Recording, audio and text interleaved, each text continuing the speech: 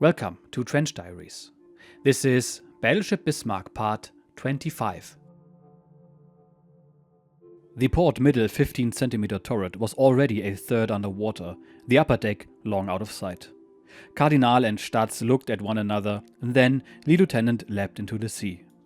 Statz hesitated until the appropriate moment had passed, let the big oncoming sea surge on, and jumped as it subsided. Cardinal was swept away on the crest of a wave, and when they were washed together again, Statz saw that Cardinal's head was hanging slackly. The lieutenant had carried a pistol with him and used it on himself on the wave crest. Statz now drifted parallel to the ship in the direction of her stern and was lucky not to be thrown back aboard by the sea. He saw Bismarck's heavy list and was barely past the ship before she rolled over. The entire starboard hull now lay before his eyes, and unbelievable as it seemed, he could not detect the least bit of damage, and not on the port side either, part of which he could see. Despite his nearness to the ship, he did not feel any suction and had no difficulty moving away from her. Bismarck now lay keel upwards, her propellers still turning slowly and steadily, and then she sank by the stern.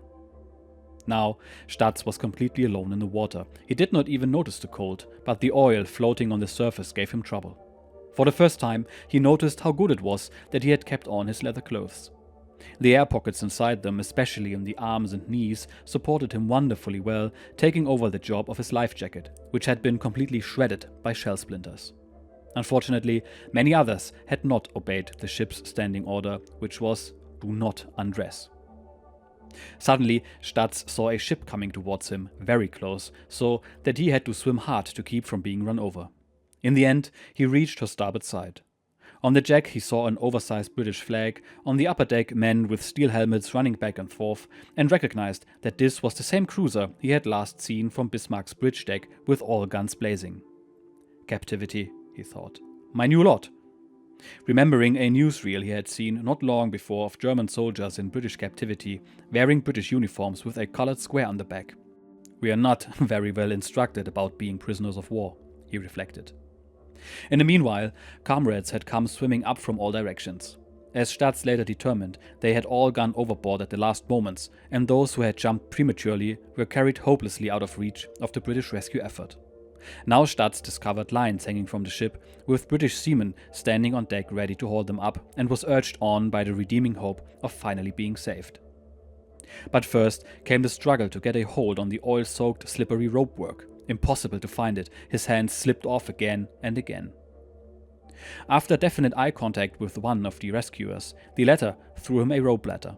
Statz grasped it, held it in an iron grip, and was pulled up to the upper deck of the Dorsetshire.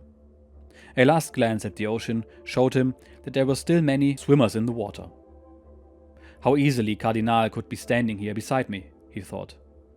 If he just hadn't.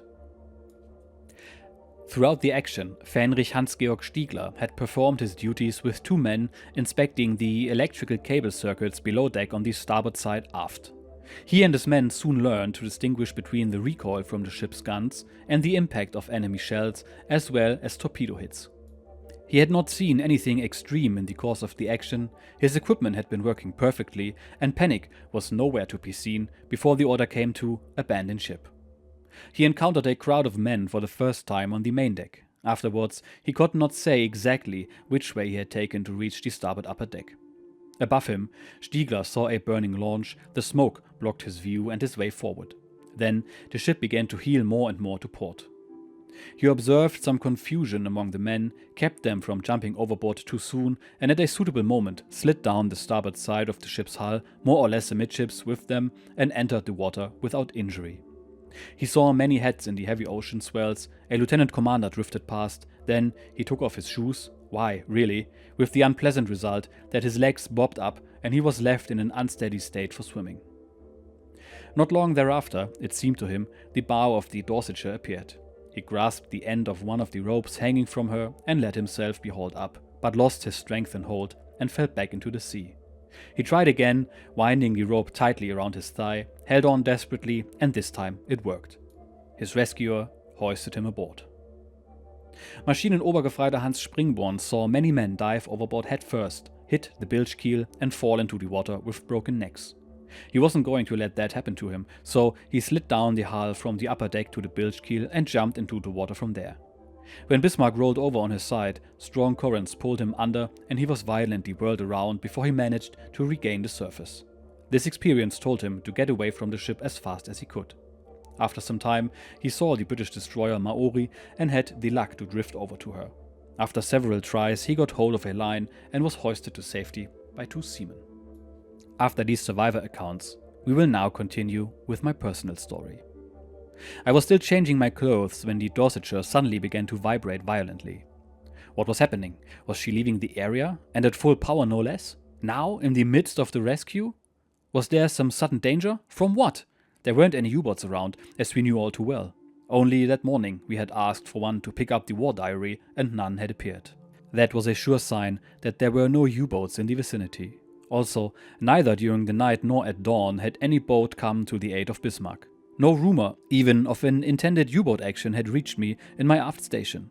It couldn't be a U-boat that had caused this precipitate withdrawal. What could have? German planes? If that was it, the aircraft alarm would have been sounded.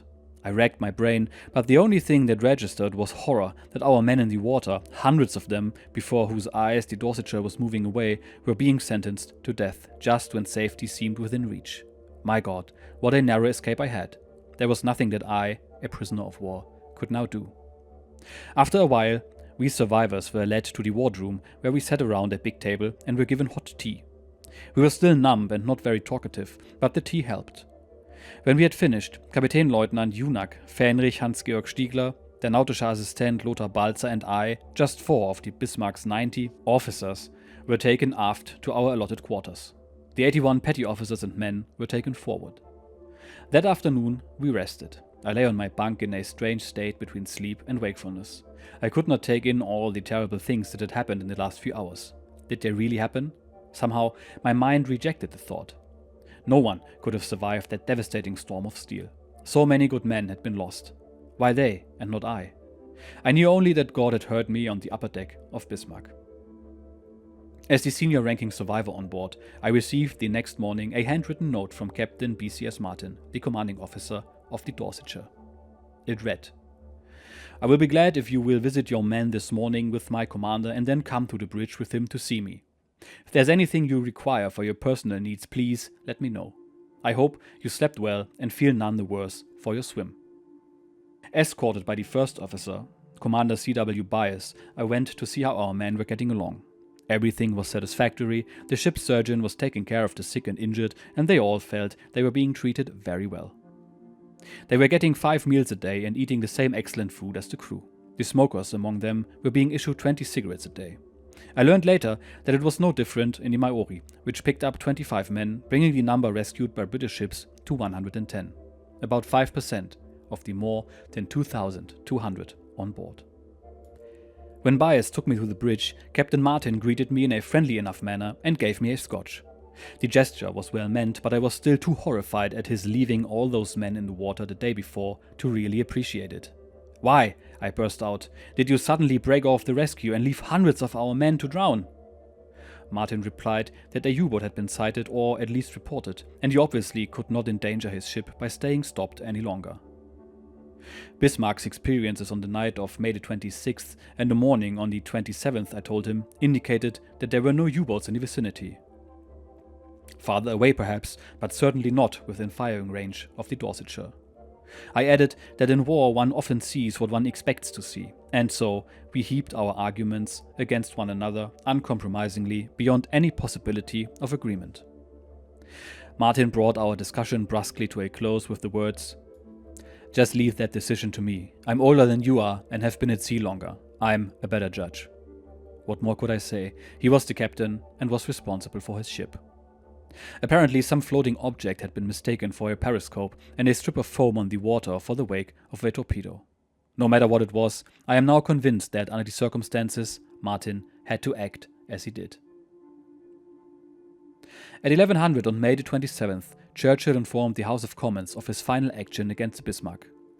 "This morning," he said, "shortly after daylight, Bismarck, virtually at a standstill, far from help, was attacked by the British pursuing battleships. I do not know what were the results of the bombardment. It appears, however, that Bismarck was not sunk by gunfire and she will now be dispatched by torpedo.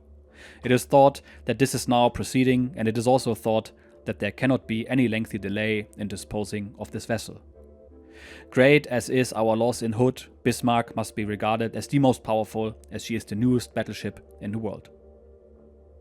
Scarcely had Churchill sat down when a note was passed to him. He rose again and announced to the members that Bismarck had been sunk. "They seemed content," he wrote.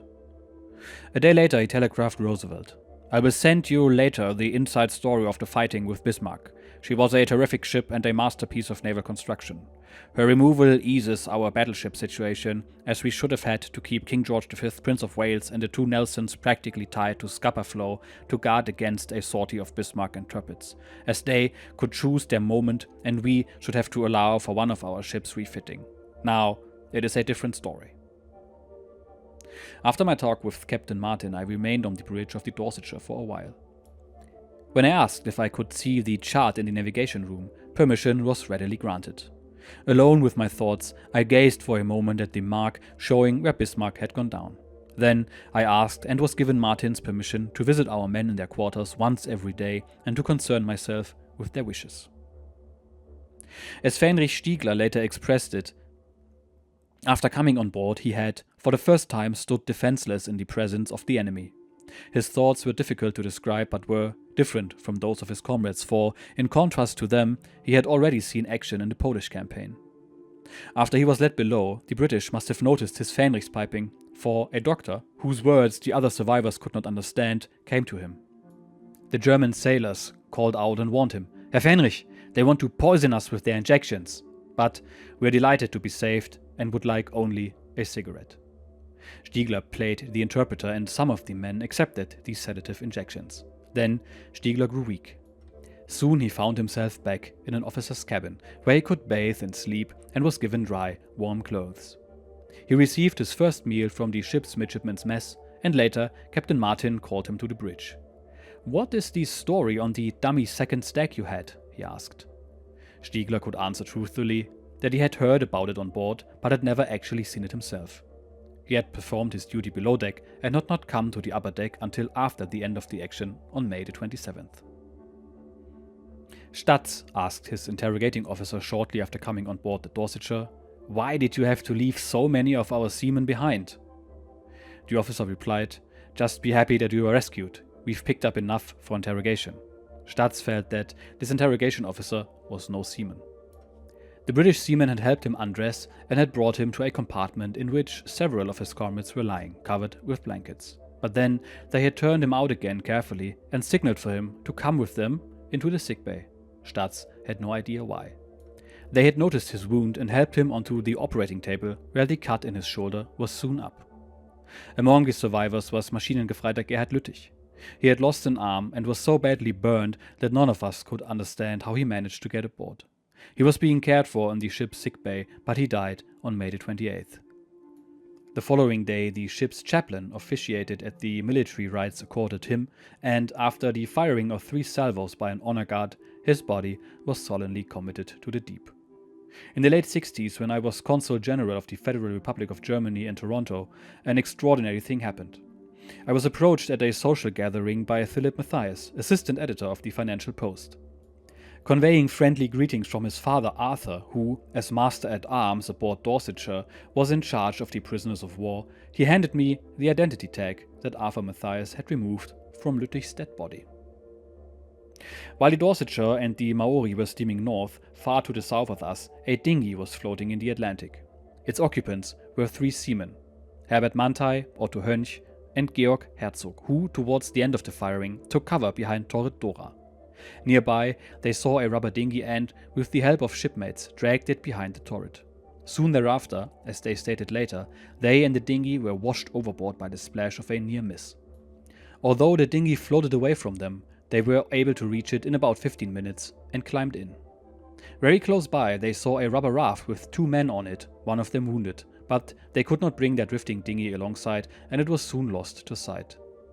About the time the sun reached its zenith, they sighted a Focke-Wulf 200 Condor and tried to attract its attention by waving at it. Exhausted as they were, their hope of being rescued sank lower and lower as the day wore on until, around 1930 hours, they became aware that there was a U-boat nearby. As already recounted, Kapitänleutnant Kenrad aboard U-74 was alerted on the evening of May 26 to go to the assistance of Bismarck.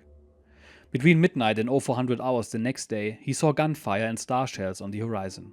He tried to approach Bismarck, but with a freshening wind and rising seas, it was very difficult for him to make any headway, and waves constantly washing over his bridge made it virtually impossible for him to see what was going on. Around 0430, however, on the opposite side of Bismarck, he saw the end-on silhouette of what he took to be a heavy cruiser or a battleship at a range of approximately 10,000 meters. He turned towards it, but visibility was so poor that he promptly lost sight of it again. In his war diary, he remarked, "It's an abominable night. No torpedo could run through these swells." At about the same time as he sighted the silhouette, he heard 3 explosions, one of them particularly loud. Some 2 hours later, he made visual contact with Wolfhardt's U-556 and, as we already know, Wolfhardt transferred to him the mission of maintaining contact with Bismarck. Around 0730, a cruiser and a destroyer suddenly emerged from a rain squall directly ahead of him at a range of 5,000 meters, and he was forced to submerge. From 0900 on, Kenrad heard one explosion after another, but when he surfaced at 0922, there was nothing to be seen. At first, he assumed that what he was hearing was the scheduled Luftwaffe bomber attack. However, he wrote in his war diary, "It must have been Bismarck's last battle." For 1200 hours, U-74's war diary contains the entry, "The pickup of Bismarck's war diary could not be carried out." Thereafter, in accordance with a radio directive from the Commander-in-Chief U-boats, Kenrad began looking for survivors from Bismarck. After about 7 hours of searching, U-74 sighted 3 men in a rubber dinghy. With considerable difficulty because of high seas, Kenrad took them aboard. Scarcely had Herzog, Hönsch and Mantai gone down the hatch of the conning tower when an aircraft was seen to starboard. Kenrad waited until it had disappeared astern before resuming his search. His objective was the spot where Bismarck had gone down, and in order to be there at dawn on May 28th, he maintained a northerly course and traveled at low speed.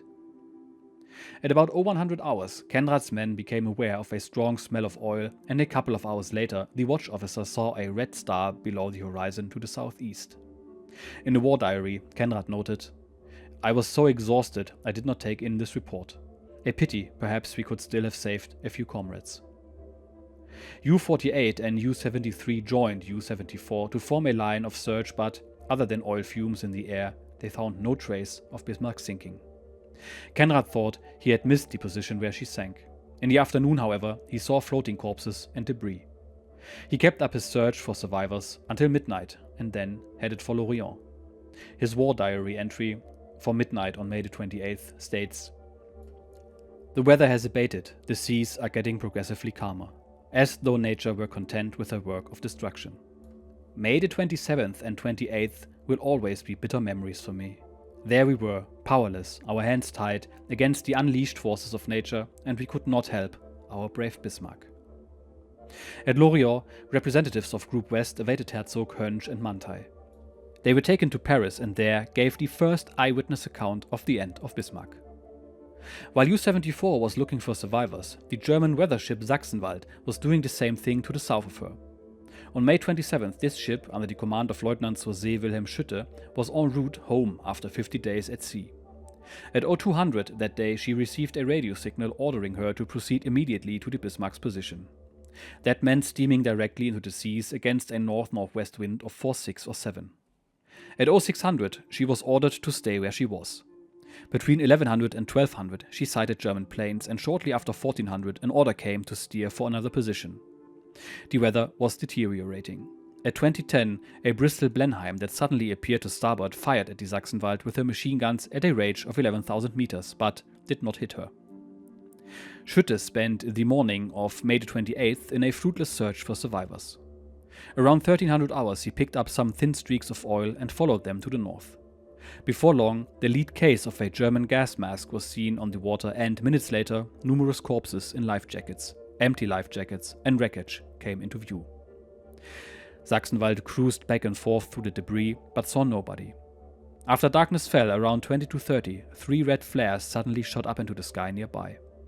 Sachsenwald turned towards them, and through his night glasses, Schütte made out a rubber raft with 2 men on board. When he was close enough, he yelled, "Are you German?" and got the resounding supply, "Ja, hurrah!" By 22:45, the ship and the raft were alongside one another, and two exhausted men were hauled up a Jacob's ladder. They were Matrosengefreiter Otto Maus and Maschinengefreiter Walter Lorentzen. The men told Schütte that there was another raft in the vicinity, so he searched the area throughout the 29th. He made wide swings to the east and west, every turn taking him 5 nautical miles to the south, following the wind and seas. An empty rubber dinghy that Maus recognized as belonging to Bismarck was taken on board that evening. Around 0100 at May the 30th, Schütte, still in the search area, saw the Canarias, the Spanish cruiser that Group West had asked to go to Bismarck's assistance, and the two ships exchanged recognition signals. Immediately thereafter, Schütte, his provisions almost spent and his search being unproductive, headed for home. When, on June 1st, Sachsenwald entered the Gironde, Maus and Lorentzen disembarked and were taken to Paris, where they reported to Group West. After her encounter with the Sachsenwald, the Canarias picked up 2 dead bodies which, through their tags and uniforms, were identified as Musikgefreiter Walter Graschak and Marinesignalgast Henrich Neuschwander. At 10:00 the next day, covered with the German flag and accorded full military honors, both bodies were buried at 43 degrees 46 minutes north and 8 degrees 34 minutes west.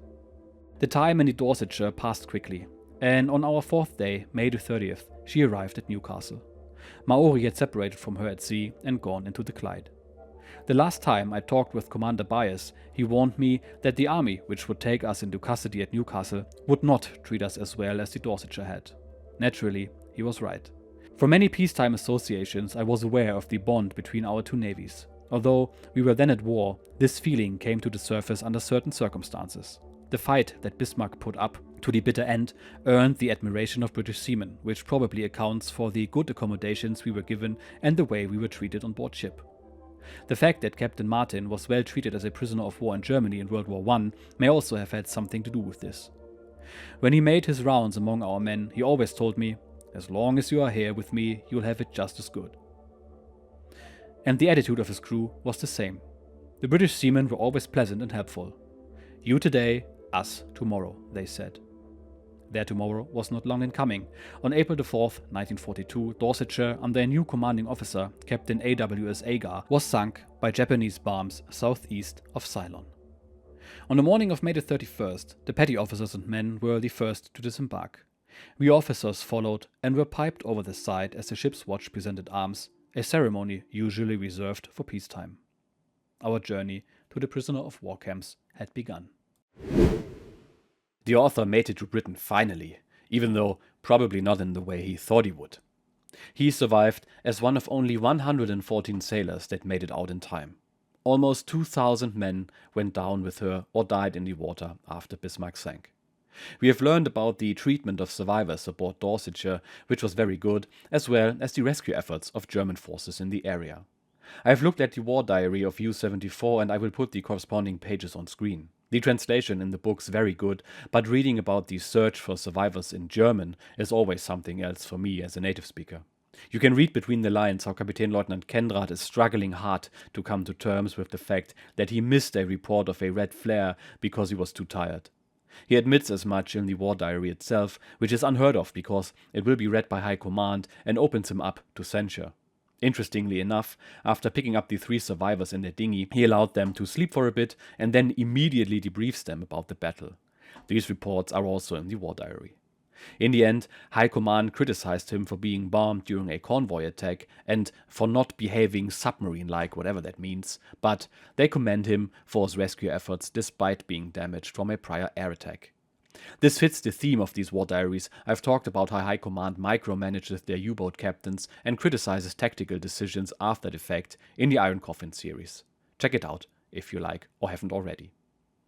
In the next episode of Battleship Bismarck, we will learn a bit more about the author's thoughts on Exercise Rhine, and I will see you then. Cheers.